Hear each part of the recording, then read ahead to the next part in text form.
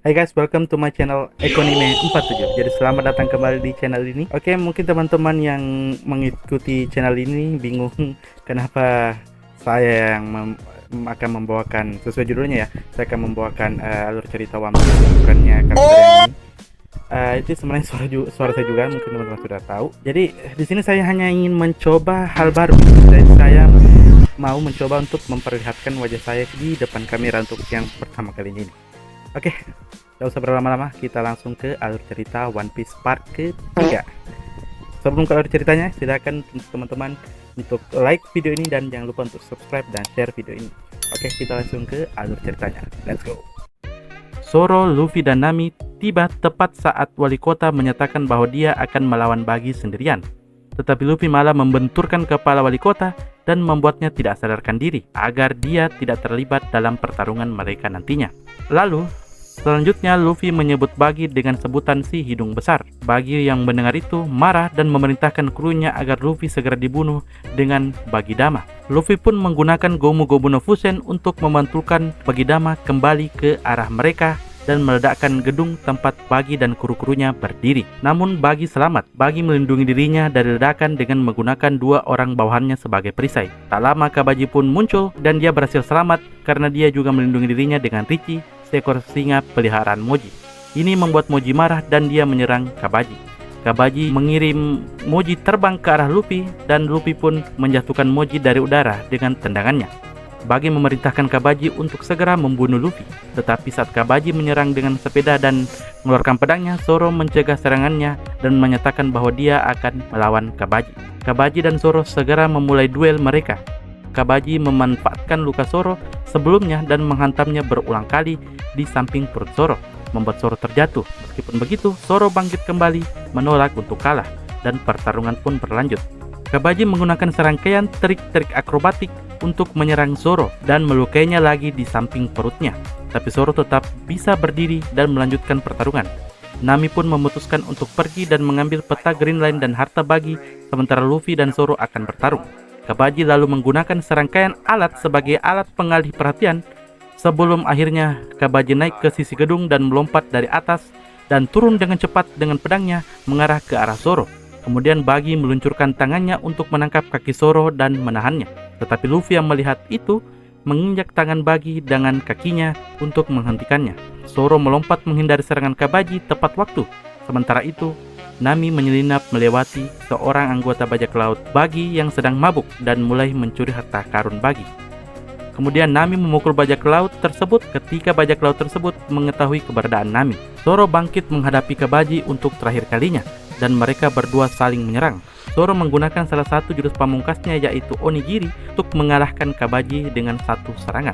Zoro pun memenangkan pertarungan, tapi dia merasa kelelahan dan dia pun akhirnya tertidur. Lalu Luffy mengatakan bahwa dia akan menyelesaikan kisahnya.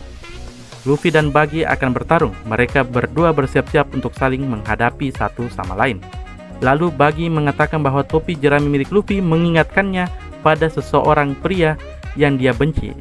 Luffy menyadari bahwa pria yang dimaksud adalah Shanks, dan dia mengatakan bahwa dia akan mengalahkan Buggy dan meminta jawaban-jawaban dari Buggy tentang hubungan Buggy dengan Shanks. Buggy mengeluarkan pisau-pisaunya dan menggunakan jurus bara-bara Senbei untuk menyerang Luffy. Tetapi Luffy dengan mudah menghindarinya. Luffy membalas serangan Buggy dengan serangannya yaitu Gomu Gomu no Pistol, tetapi Buggy berhasil menghindar, meninggalkan Luffy terbuka lebar untuk diserang. Luffy kemudian menggunakan Gomu Gomu no Hama untuk menyerang balik Buggy, dan Buggy menggunakan jurus untuk menghindarinya sekali lagi, mengirim Luffy menabrak sebuah gedung. Luffy muncul dari reruntuhan gedung tersebut dan Buggy menggunakan bara-bara cannon untuk menghantam Luffy dengan pisaunya kembali. Luffy menjadi sangat marah ketika mengetahui bahwa topinya tergores oleh pisau Buggy. Buggy yang menyadari bahwa topi itu sangat berharga bagi Luffy langsung menyerang kembali. Kali ini dia berhasil menusuk pisaunya ke topi jerami Luffy dan mengambilnya. Luffy mengingat masa lalunya dengan Shanks dan berteriak kepada Buggy agar mengembalikan harta karunnya yang berharga yaitu topi tersebut. Buggy kemudian mengungkapkan betapa bencinya dia terhadap Shanks dan bahwa dia mengutuknya seumur hidupnya karena Shanks lah yang telah menghancurkan rencananya selama bertahun-tahun. Luffy pun semakin penasaran seperti apa hubungan Buggy dan Shanks di masa lalu. Selanjutnya, Bagi pun menceritakan masa lalunya bersama Shanks saat mereka berdua masih menjadi rekan dalam satu kru bajak laut. Kita pun diperlihatkan Bagi yang masih muda dan Shanks yang masih muda dalam sebuah argumen tentang kutub utara dan kutub selatan. Mereka berargumen tentang manakah yang lebih dingin. Setelah dipisahkan oleh anggota kru lainnya, kapal bajak laut mereka pun menyerang kapal lain. Bagi mengalahkan salah seorang kru bajak laut di kapal tersebut dan menemukan peta harta karun di bajunya. Dan di dalam peta tersebut diperlihatkan sebuah harta karun yang tersembunyi di bawah lautan. Bagi pun menyimpan peta itu sebagai rahasia. Kemudian setelah sebuah pesta, Shanks dan Bagi duduk bersama di atas dek kapal. Dan Shanks menyebutkan bagaimana dia akan memulai kru bajak lautnya sendiri. Dia kemudian menceritakan kepada Bagi tentang buah iblis yang berhasil mereka jarah tadi, dan menjelaskan betapa besar nilai jual dari buah iblis tersebut, sehingga Bagi merencanakan untuk mencurinya. Kemudian di esok harinya, Bagi memakan buah iblis palsu di depan semua orang sambil menyembunyikan yang asli agar kelak Bagi bisa menjual buah iblis tersebut dengan harga 100 juta berry. Kemudian di suatu malam, Shanks berhasil mengagetkan Bagi. Jadi terpaksa Bagi memasukkan buah iblis yang asli ke dalam mulutnya. Setelah kembali terkejut oleh Shanks, Bagi secara tidak sengaja menelannya. Bagi sangat marah karena menelan buah itu, dan seketika dia berteriak kepada Shanks. Ternyata peta harta karun yang telah disembunyikannya terbang ke laut. Bagi pun tanpa pikir panjang terjun ke dalam air untuk mengambilnya, tetapi dia tidak bisa berenang. Jadi Shanks akhirnya menyelamatkannya. Kemudian kita kembali ke saat ini. Luffy mengatakan bahwa Shanks telah menyelamatkan nyawa Bagi, tetapi Bagi menolak untuk menerimanya dan mengatakan bahwa rencananya telah tertunda selama 10 tahun akibat ulah Shanks. Bagian atas tubuhnya kemudian terpisah dan naik terbang, dan dia melihat Nami mencuri harta karunnya. Dia mengejar Nami, tetapi Luffy menendang bagian bawah tubuh Bagi tepat di bagian kemaluannya. Bagi pun roboh dan semakin frustasi setelah mendengar apa yang dikatakan Nami tentang harta yang dicurinya kini adalah miliknya sendiri. Bagi lalu menggunakan jurus bara-bara festival yang membuat bagian tubuhnya terbang kemana-mana. Luffy menangkap salah satu kaki Bagi dan membelainya, menariknya, bahkan Luffy menghantamkan kaki Bagi ke tanah, membuat Bagi benar-benar kacau. Ketika Bagi mencoba menyatukan kembali bagian tubuhnya, kepala, kaki, dan tangannya berhasil terkumpul, tetapi bagian tubuh lainnya terikat oleh Nami. Luffy kemudian menggunakan Gomu Gomu no Bazooka untuk mengirim Bagi terbang, dan dia pun dikalahkan. Tidak lama setelah itu, penduduk kota yang lain pun datang dan menemukan sebagian besar kota dalam keadaan hancur. Dan juga mereka melihat wali kota yang sedang tidak sadarkan diri. Jadi mereka menyalahkan Luffy, Nami, dan Zoro. Luffy pun menyebut bahwa mereka adalah bajak laut, jadi penduduk desa mengejar mereka.